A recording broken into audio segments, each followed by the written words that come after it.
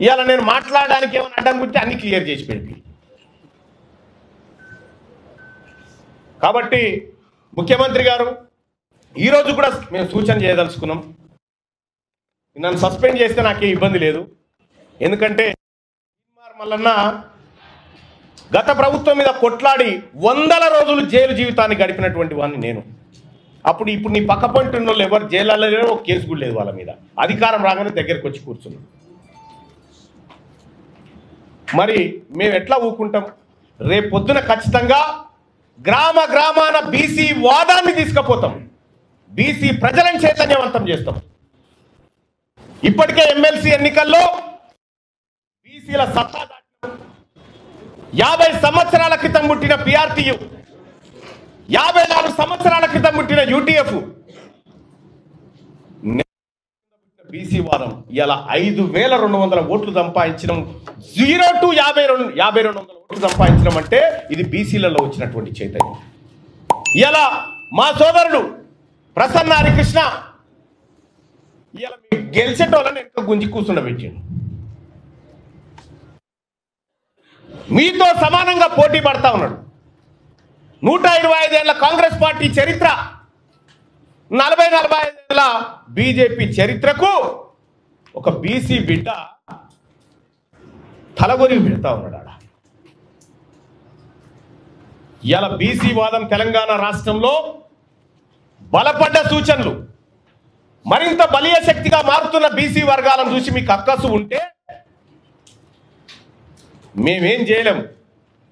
కానీ ఒకటైతే సత్యం, మేము ఇంకా మీ మోచేతి నీళ్లు తాగి బ్రతికే పరిస్థితిలో లేము, ఉండం కూడా.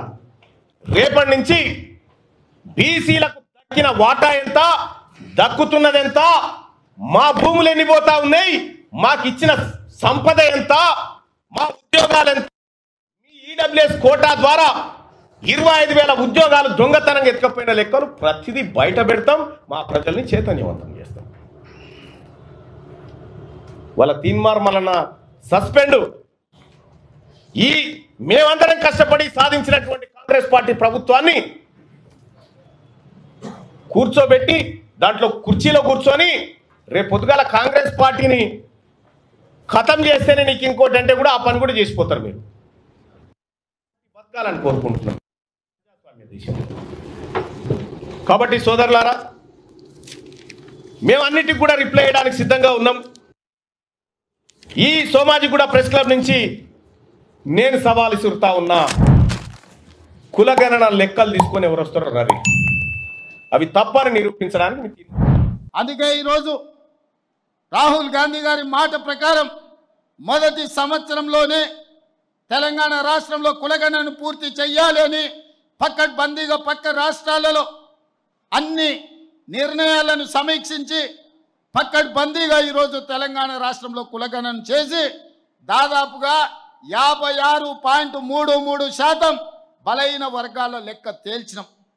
ఇవాళ నేను లెక్క తేలిస్తే తప్పుల తడక అని కొంతమంది వితండవాదం చేస్తున్నారు.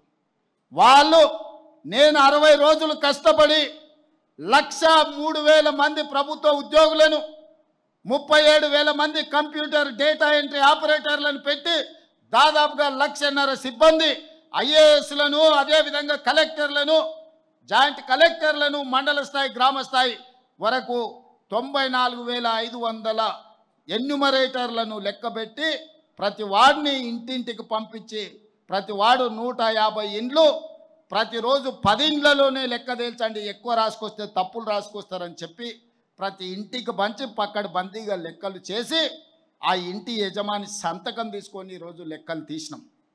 పక్కా లెక్క ఎప్పుడైతే తీసినామో ఇది ఇష్టం లేని వాళ్ళు ఈ లెక్క తప్పుల తడకంటారు. నేను ఈ వేదిక మీద నుంచి సూటిగా అడుగుతున్న బీజేపీ బీఆర్ఎస్ వాళ్ళని, లెక్క తప్పన్నుడు కాదు, ఎక్కడ తప్పుందో మీరు చూపించండి అని నేను సవాలు విసిరిన శాసనసభలో. తోక ముడిసిండ్రు, ఉరికిపోతారాడ నిలబడతారు, ఈ లెక్క తప్పు అంటారు. చూపిత్రా నేను దగ్గరకు పోతే ఇంకా కొంచెం ఆ సూటు ఉరుకుతారు తప్ప ఆ లెక్క ఎక్కడ తప్పుందో చెప్పడం లేదు.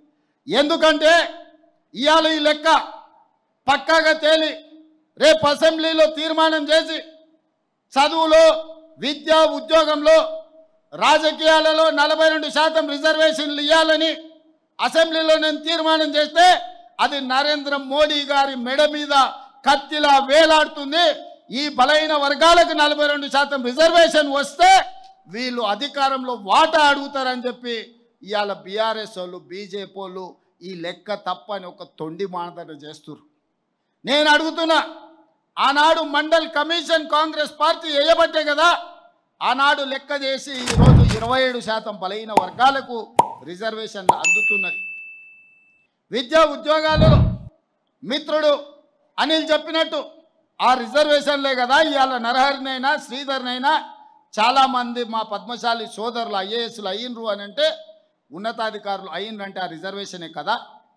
ఆనాడు ఆ లెక్క తప్పని ఇట్లనే ఎవడైనా తొండి వాదన్నో మొండి వాదన్నో చేసి ఉంటే ఆ లెక్కలను పరిగణలోకి తీసుకోకపోతే బలహీన వర్గాలకు 27% రిజర్వేషన్ వస్తుండేనా?